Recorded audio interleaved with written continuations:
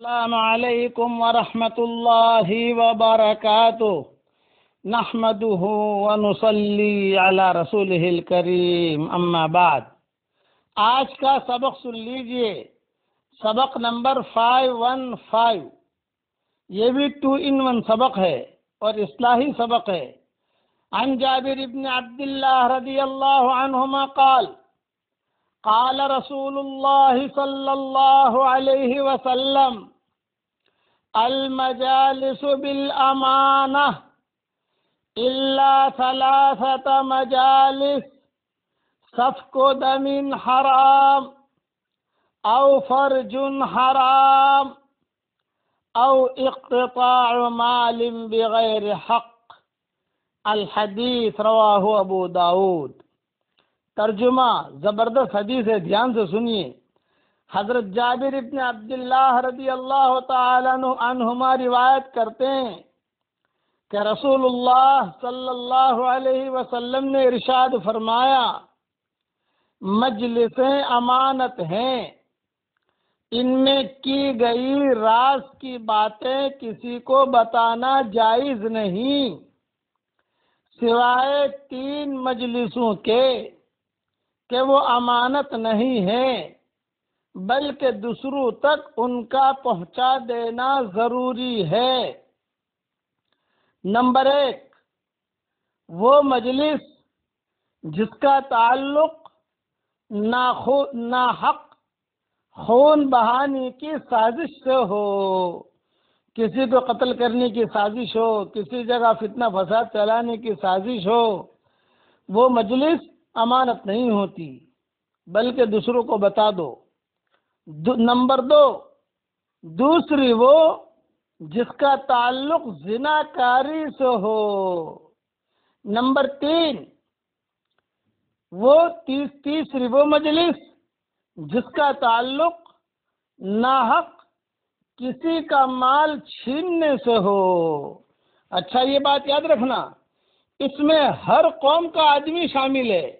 یہ نہیں کہ صاحب کسی غیر کی لڑکی کے ساتھ آدمی پلاننگ کر رہا ہے وہ بتا دو، مسلمانوں کے ساتھ کر رہا ہے وہ مت بتاؤ، یا مسلمانوں کے ساتھ کر رہا ہے وہ بتا دو، غیر کے ساتھ کر رہا ہے مت بتاؤ۔ نہ، کوئی بھی اللہ کی مخلوق ہو زمین کے اوپر، جس کو اللہ نے پیدا کیا ہے، اس کے بارے میں کسی مذہب سے تعلق ہو، اس کے بارے میں ناحق اگر جو ہے آدمی یہ ترتیبیں کرے گا قتل کرنے کی، فساد کرنے کی، تو یہ اللہ کو پسند نہیں ہے۔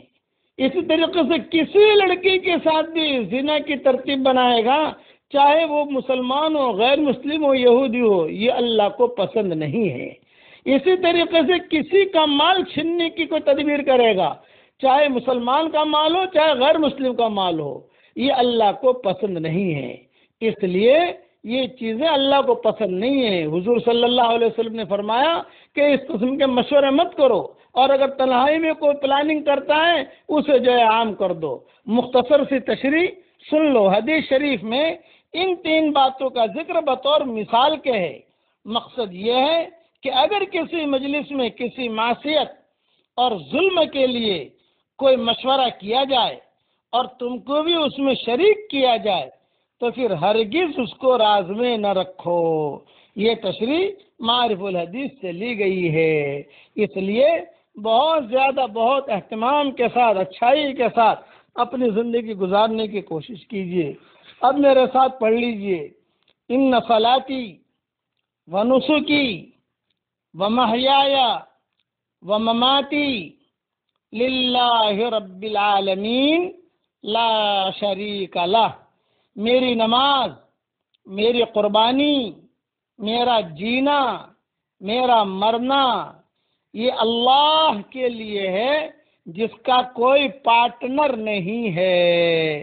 یہ صبح شام پڑھتے رہو، اس سے ایمان محفوظ رہتا ہے۔ علماء نے لکھا ہے اللہ تعالی ہم سب کی ایمان کی حفاظت فرمائے، اور لوگوں کا مال ناحق کھانے سے اللہ ہم سب کی حفاظت فرمائے، اور لوگوں کی بہو بیٹیوں کی طرف میلی نگاہوں سے دیکھنے سے اللہ ہم سب کی حفاظت فرمائے، اور کسی کو بھی قتل کرنے کا ہمارے دل میں اللہ خیال بھی نہ لاوے، اللہ خیال بھی نہ لاوے۔ اللہ خیال بھی نہ لاوے۔ اللہ تعالیٰ سب کی جان کی، مال کی، ایمان کی، آبرو کی اللہ تعالیٰ حفاظت فرمائے۔ آمین آمین۔ یہ میری دعا مدینہ منورہ سے اللہ تعالیٰ بے انتہا قبول فرمائے۔ آمین۔ والسلام علیکم ورحمۃ اللہ وبرکاتہ، وآخر دعوانا ان الحمد للہ رب العالمین۔